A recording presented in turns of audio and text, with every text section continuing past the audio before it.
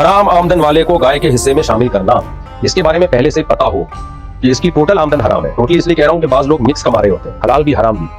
तो उसमें तो देखा जाएगा अगर ज्यादा हलाल है तो फिर हलाल ही हम ये समझेंगे हमें हलाल से दे रहे हैं, ज्यादा हराम है तो हम ये समझेंगे हमें हराम से दे रहे हैं। तो लेकिन अगर पता नहीं है तो फिर जायज समझा जाएगा, क्योंकि हमें बदगुमानी की इजाजत नहीं है। लेकिन अगर आपको पता चल गया भाई इस आदमी की जो सोर्स ऑफ इनकम है वो ज्यादातर ये हराम ही कमाता है, ऊपर की आमदन इसकी ज्यादा है, तो फिर आप उससे ये कहेंगे भाई आप अपने हलाल पैसों से कुर्बानी करो। अगर उसने हलाल अलग से निकाल के रखे हुए वो लाके देता है तो आप उसकी बात पे यकीन कर लें। दिलों के हालात हम नहीं जानते, लेकिन जब तक वो ऐसी सराहत नहीं करता तो फिर आपके लिए उसे कुर्बानी में शरीक बनाना जायज नहीं है। सूदी बैंक में अगर सूद से मुताल्लिक किसी डिपार्टमेंट में कोई जॉब करता है या इंश्योरेंस कंपनी में जॉब करता है, किसी यानी बरह रास्त इसका इंश्योरेंस कंपनी के मामला से ताल्लुक हो, क्योंकि इंश्योरेंस कंपनी में तो डॉक्टर्स भी होते हैं जो उन्होंने हायर किए हुए होते हैं, उनकी आमदन हलाल है।